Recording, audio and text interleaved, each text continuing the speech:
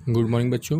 आज हम पढ़ने जा रहे हैं second chapter a letter to God. हमने इससे पहले एक चैप्टर पढ़ा है द इंचेंटेड पूल।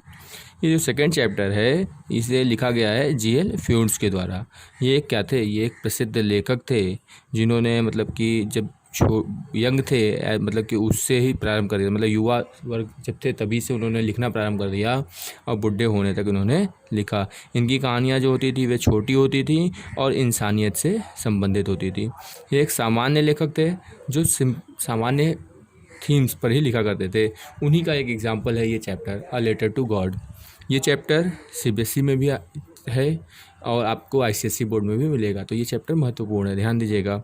लिखा है लेंचो हार्ड वर्किंग फार्मर। ये चैप्टर के बारे में बता रहा है। कह रहा है लेंचो क्या है? एक हार्ड वर्किंग फार्मर है। Lived in a valley on the top of a low hill. जो कहाँ रहता है? एक घाटी के top of the low hill, एक छोटी सी पहाड़ी के ऊपर रहता है। वन मॉर्निंग, एक सुबह, he faced ruin due to a several snowfall.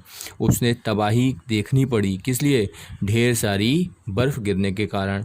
Resulting a total damage of his crops, जिसका परिणाम क्या निकला? उसकी जो पूरी फसल थी वह नष्ट हो गई।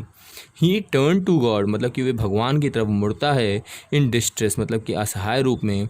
एंड रोट अ लेटर, मतलब कि असहाय था इसलिए लिखना चाहता है भगवान को पत्र। Asking him to send money, क्या कहने के लिए? कि हे भगवान मुझे पैसा भेज दो। A postman saw the letter, जो वहाँ का डाकिया था वो उस लेटर को देखता है। टू गॉड, जो भगवान को लिखा गया था। And took it to the postmaster, और वह उस लेटर को कहाँ लेके जाता है? पोस्ट मास्टर के पास लेके जाता है। हु फर्स्ट लाभ, जो प्रारंभ में क्या करता है? हंसता है। एंड देन वॉज सरप्राइज्ड, और फिर क्या हो जाता है? आश्चर्य हो जाता है। At the faith of the writer, क्या देख करके? फेथ, विश्वास को देख करके। किसके? राइटर के, मतलब जो लेखक है लेंचो, उसके विश्वास को, भगवान के प्रति उसके विश्वास को देख करके क्या हो जाता है? प्रशंसा, आश्चर्यचकित रह जाता है। He collected some money from his employees, वे अपने कर्मचारियों से कुछ पैसे इकट्ठा करता है। And send it to Lencho along with a letter, और उसे वो पैसा भेज देता है एक लेटर के साथ। When Lencho got the letter, जब उसे ये लेटर मिलता है, with money and counted it less, मतलब कि पैसे के साथ, और जब वो उसे गिनता है तो क्या पाता है? कि वो पैसा क्या है? कम है, मतलब जितना उसने मांगा था उतना नहीं था। ही फेल्ट फ्यूरियस, तो वो उत्तेजित हो जाता है। और ही रोट अनदर लेटर, और इसलिए वो भगवान को फिर से लेटर लिखता है। आस्किंग हिम, कहते हुए, to send rest of the money, कि बचा हुआ पैसा भेज दो। Not by the post, post से नहीं। As the post office employees were a bunch of fraud, क्यों? क्योंकि उसे लगता है कि जो डाकघर में जो कर्मचारी हैं वही क्या हैं? ठगों के समूह हैं, जिन्होंने क्या किया है? उसके पैसे को चुरा लिया है। अब कहानी पे आते हैं शुरुआत से।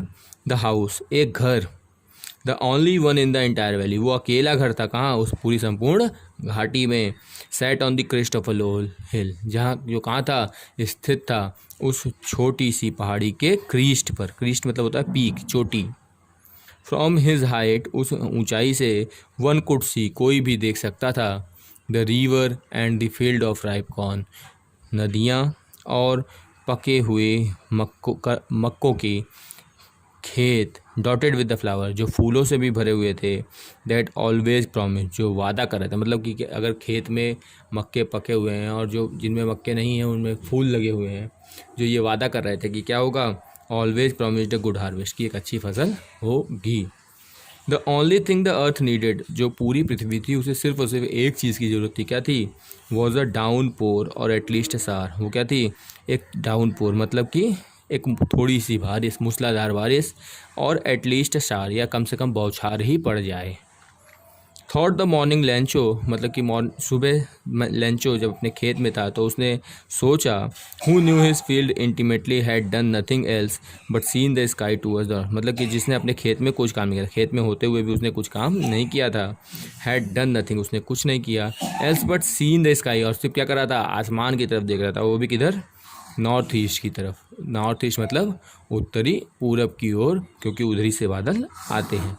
Now we are really going to get some water women, और उसने अपनी पत्नी से क्या कहा? Now we are really going to get some water, अब हमें क्या मिलने वाला है? कुछ पानी मिलने वाला है, मतलब कि उसे आशा थी कि अब पानी बरसेगा। The women who was preparing supper replied, मतलब वे जो औरत थी जो क्या बना रही थी? सपर, सपर मतलब होता है रात का खाना। रिप्लाइड जवाब देती है, येस गॉड्स विल, हाँ भगवान की इच्छा।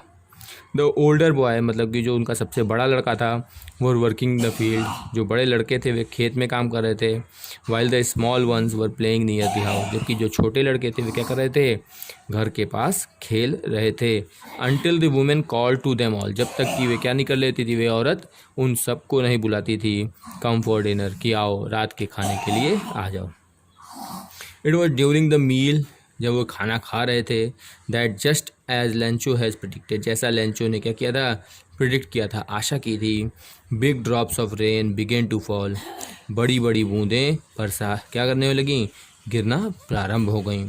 In the north east huge mountain of cloud, और उत्तरी पूरब की ओर से बड़ी मात्रा में बादल कुड बी सीन अप्रोचिंग, दिख रहे थे आते हुए। The air was fresh and sweet, और जो हवा बह रही थी वो क्या थी, ताज़ी थी और मीठी थी। The man went out for no other reason, वे जो आदमी था वे बाहर, मतलब कौन, लेंचो, वेंट आउट घर के बाहर गया, नो अदर रीज़न किसी और कारण से नहीं, than to have the pleasure, और क्या करना चाहता था वे, आनंद लेना चाहता था, ऑफ फीलिंग द रेन, किस चीज़ का, बरसात का आनंद लेना चाहता था, ऑन हिज बॉडी, अपनी शरीर पर, एंड व्हेन ही रिटर्न, और जब वह लौटा, ही एक्सक्लेम्ड, उसने बताया,